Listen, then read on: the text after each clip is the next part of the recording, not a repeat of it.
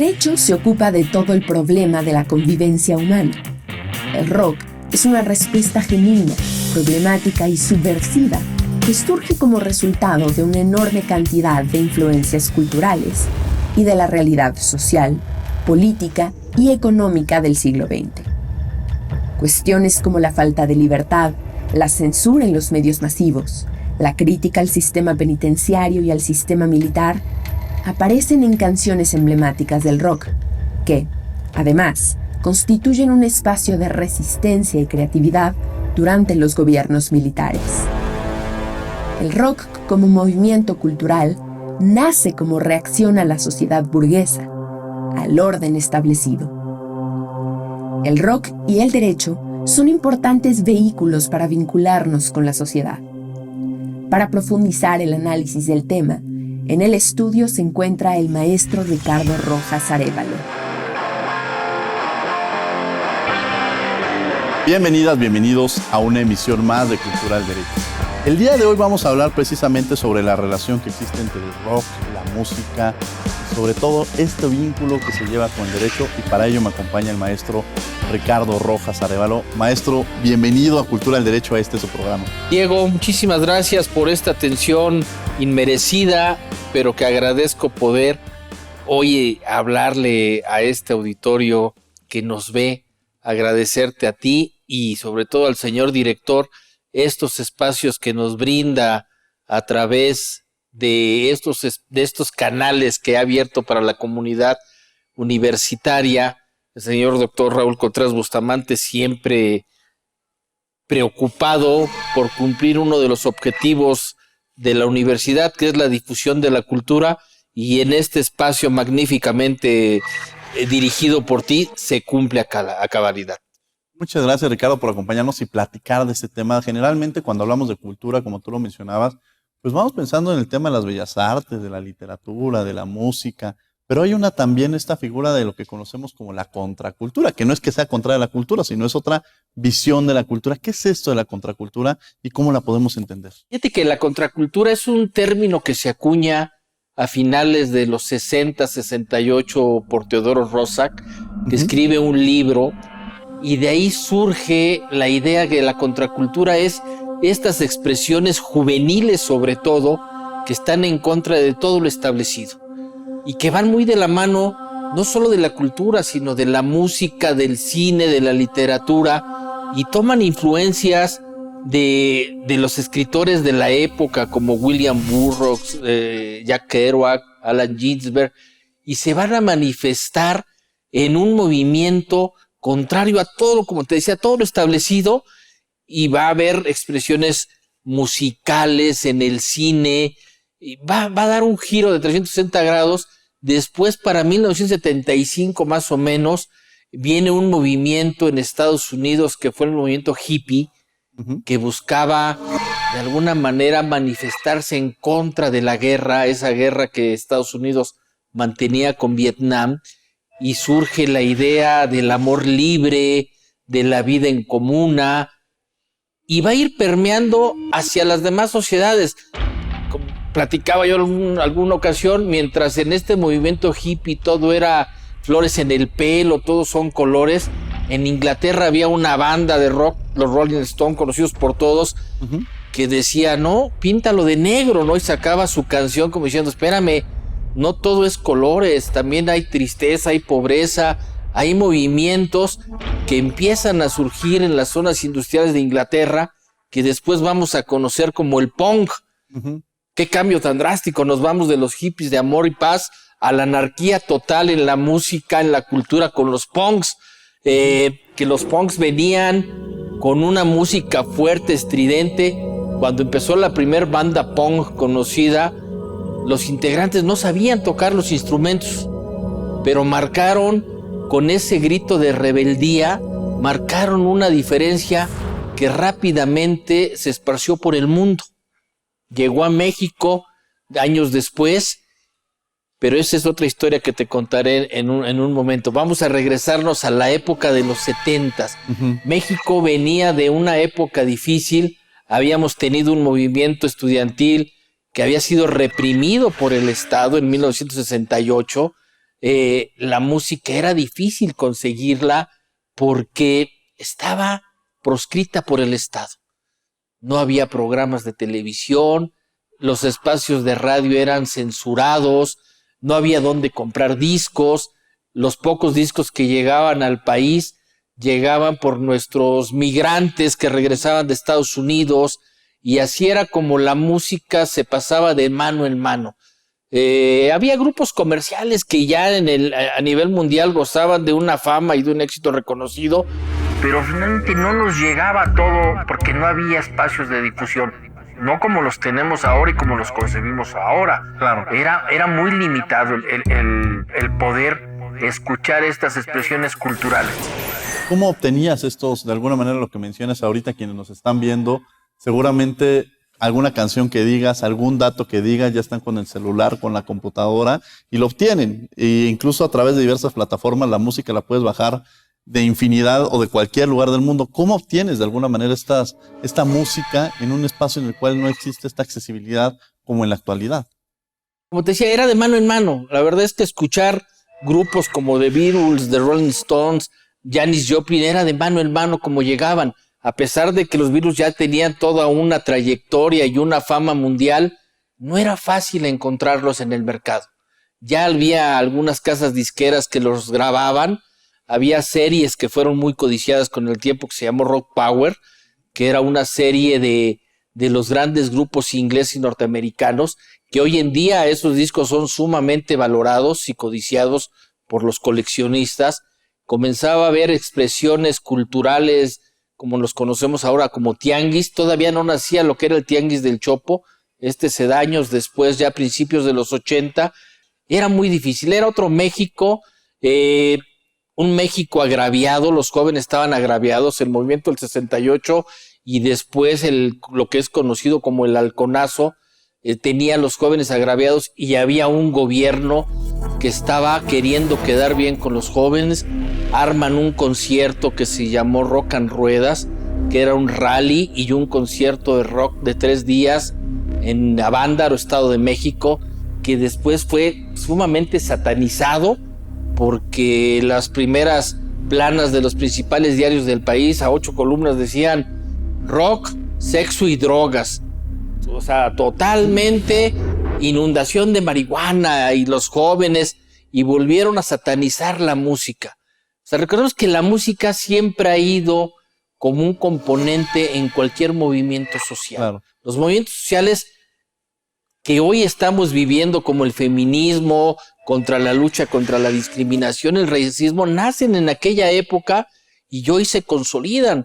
Podríamos decir que de las primeras músicos o artistas que se pueden vincular al feminismo en materia musical, pues bueno, fue Janis Joplin, la bruja cósmica, como se le llamaba, y estos grupos van a permear y son los movimientos que tenemos hoy. La lucha contra la discriminación, contra la homofobia, nacen en aquella época y hoy en día son las principales banderas, y la música es, digamos, el soundtrack de estos movimientos. Claro. La música ha acompañado estos movimientos y es parte fundamental. Quien escucha una canción recuerda su juventud y recuerda invariablemente sus movimientos, ¿no? Ahora, es muy interesante esto que mencionas, y además la música de México. Hace un par de semanas platicaba con un amigo y decía, en esa época lo que llamaba nuestra atención, o lo que llamaba la atención de nuestros padres, era una canción que hablara sobre que se tocan de la mano, ¿no? Ahorita pensar en la música que se vive actualmente, lo que nos lleva es entender entonces que la música forma parte de todo el contexto que existe. No podríamos pensar quizá en la Revolución Mexicana sin saber los corridos de la Revolución Mexicana, todo este acompañamiento social, político y jurídico que existe, y me llama mucho la atención, así como lo vas describiendo, también nos va describiendo esta parte, la relación que existe entre el derecho, la contracultura, la cultura, y sobre todo relación de estos momentos históricos. ¿Cuál crees que podría ser, Ricardo? Mira, la facultad es un crisol y ha sido un crisol de ideas, de experiencias, de cultura propiamente. Tuvimos músicos de aquella época, César Costa, uno de los máximos exponentes del rock and roll de los años 60, 50, estudió en estas aulas. La facultad siempre ha estado muy ligada a expresiones culturales. Tenemos grandes poetas, grandes escritores que han estudiado en estas aulas, Sergio Pitol, Carlos Fuentes, el mismo Octavio Paz, hoy más reciente nuestro representante Jorge Volpi, con su novela criminal inspirada en las clases que tomaba en estas aulas. Claro. Y el derecho y la cultura, pues bueno, el derecho es dinámico porque regula la sociedad. Y el derecho va recogiendo estas expresiones populares para poderlas encuadrar en los tipos y buscar proteger en el futuro lo que eran los movimientos sociales. Hoy se encuentran regulados en nuestra Carta Magna muchas veces. Vamos a tener que ir a un corte, pero no se vayan. Regresamos. Estamos en Cultural Derecho.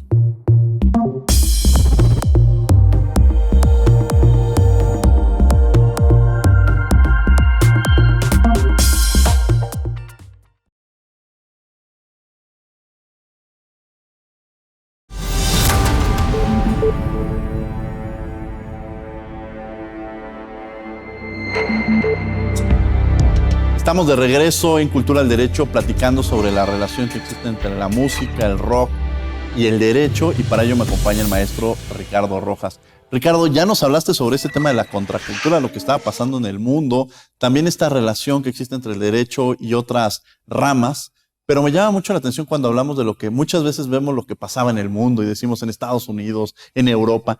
Este tema de la contracultura visto desde México, ¿qué estaba pasando en México o cómo lo podríamos entender? Mira, Diego, si bien el término nace en el 68, como les comentaba, en México ya había movimientos de contracultura. Recordemos a los Pachucos, recordemos a los beatniks, estas generaciones. Hubo una época que había existencialistas, después tuvimos nuestros propios hippies y nuestros hippitecas, pasamos por el tema de las pandillas juveniles. En México los movimientos siempre han estado muy presentes. Preguntabas hace unos instantes dónde se conseguía música. Fíjate que en la Ciudad de México hay un espacio cultural que nace a las afueras de un recinto universitario que era el Museo del Chopo. Nace un tianguis, que era el Tianguis Cultural del Chopo, que servía como punto de encuentro para el intercambio de discos. Posteriormente empezaron a tener otras expresiones culturales, venta de playeras, hacían conciertos. Y era en los 80s el Chopo y 3 o 4 casas discográficas o discotecas, como se conocían, los únicos lugares donde se podía conseguir música de una manera sin tener que ir al extranjero por ella. Ya después llegó los videos, hubo más apertura, hubo estaciones de radio que marcaron a las juventudes en este país, que cambiaron la manera de escuchar y sobre todo de hacer radio en este país. Estos movimientos sociales, como te digo, siempre han ido de la mano de la música, del cine, de la literatura. Ya más reciente, pues hemos visto que sigue habiendo estos grupos, nacen los punks, que si bien a México llegan en una etapa tardía, se encuentran con los emos y infinidad de grupos culturales que sigue habiendo en la ciudad. Y la obligación del derecho es entender estos cauces y llevarlos por un camino jurídico para que estas expresiones no sean de alguna manera satanizadas o penalizadas de manera coloquial. Pues ahí es donde tiene que entrar el derecho, en dar los cauces para que la cultura siga siendo una cultura, si bien es popular, pero sea una cultura que sea reconocida por las instituciones.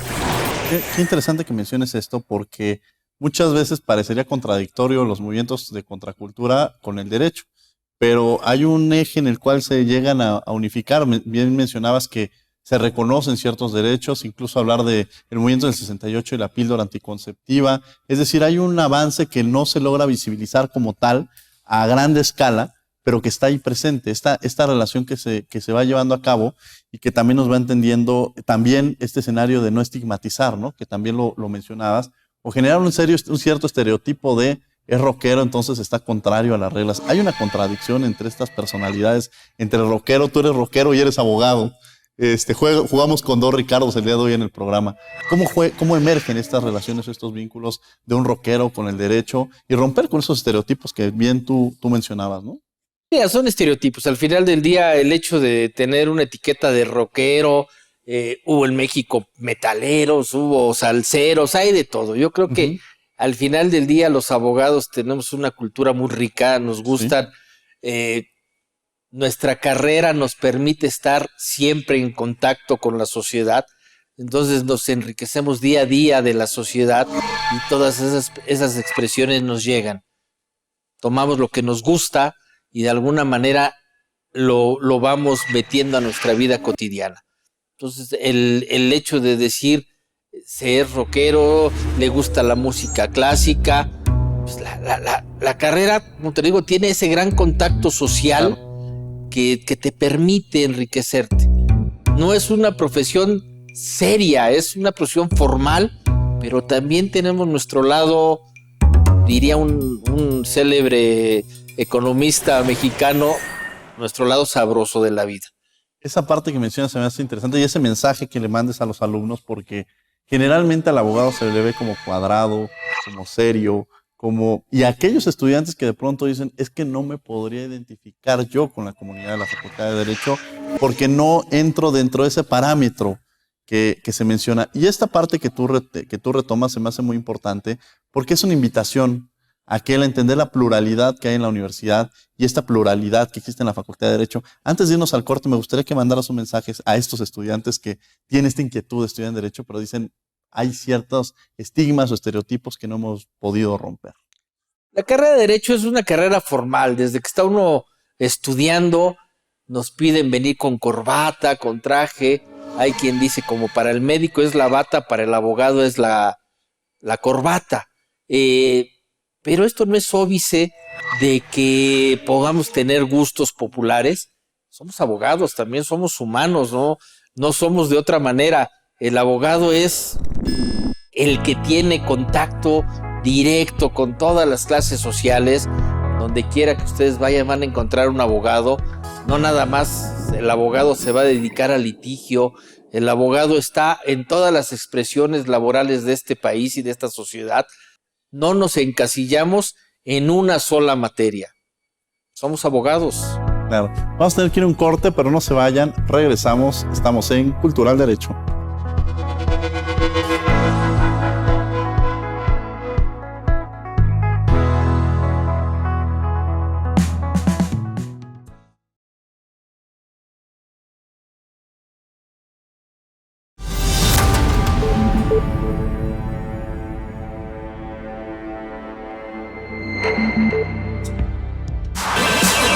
La música ha sido también el conducto para la reivindicación y el empoderamiento de las mujeres, jóvenes y niñas alrededor del mundo. Hoy te compartimos 3 canciones sobre la demanda femenina de diversión. Pues como decía Cyndi Lauper, Girls Just Wanna Have Fun.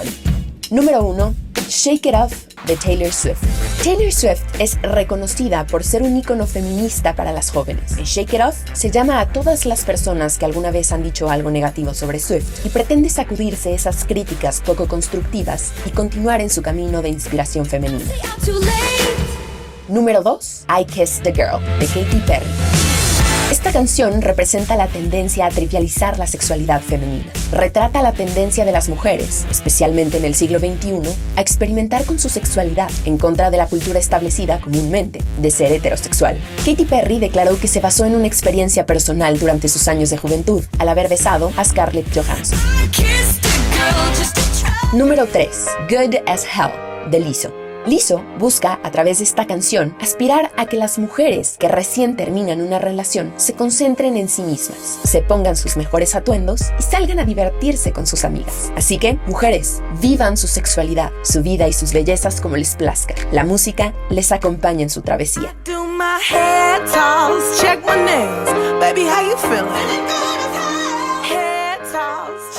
Estamos de regreso en Cultura al Derecho platicando sobre la relación que existe entre el rock, el derecho, la música y romper con los ciertos estereotipos que existen en un momento determinado, cuando uno de los objetivos de este programa siempre ha sido ese, romper con esos entendidos, esos chistes que se contaban de abogados, y lo pongo entre comillas, o en estos sectores en los cuales siempre se le ve como el malo al abogado, cuando la realidad es que somos aquellos que podemos solucionar problemas. Y estamos con el maestro Ricardo Rojas, un maestro que constantemente te vemos en los pasillos, platicando con los alumnos, con los profesores, te vemos paseando incluso por los puestos de comida, estás muy vinculado con la comunidad de la Facultad de Derecho, estás muy cercano. ¿Qué mensaje o cómo ves tú los avances que hemos tenido en la facultad y cómo hemos trabajado y caminado, sobre todo bajo la dirección del doctor Raúl Contreras Bustamante? Gracias, Diego. Fíjate que es muy interesante la pregunta. Yo tengo poco más de 3 décadas viviendo en esta facultad. Hoy la vivo y hoy la disfruto. Y hoy el señor director me ha dado la oportunidad de ser parte de esta administración. Y una de las funciones es estar muy cercano a la gente, a los profesores, a los alumnos, y recorro los pasillos, las aulas, platico con los alumnos, con los maestros, y nos vienen a ver muchas veces porque me dice, oye, quiero hacer un evento, pero no tiene nada que ver con el derecho. Quiero traer una exposición de arte. La semana pasada tuvimos en estos pasillos pinturas, tuvimos artistas. Digo, no, claro que tiene que ver todo. El señor director, el doctor Raúl Contreras, ha impulsado que la cultura sea parte fundamental de la vida de un abogado. Hizo un programa donde estábamos todos los maestros en el compromiso de pedirle a nuestros alumnos leer un libro al menos al semestre que tuviera que ver con temas de cultura y no necesariamente de derecho. Creó una biblioteca que está en la página de la Facultad de Derecho, donde podemos encontrar estas obras de manera gratuita y sin ninguna restricción de derechos de autor, para que el alumno tenga a su alcance estas obras de la literatura universal.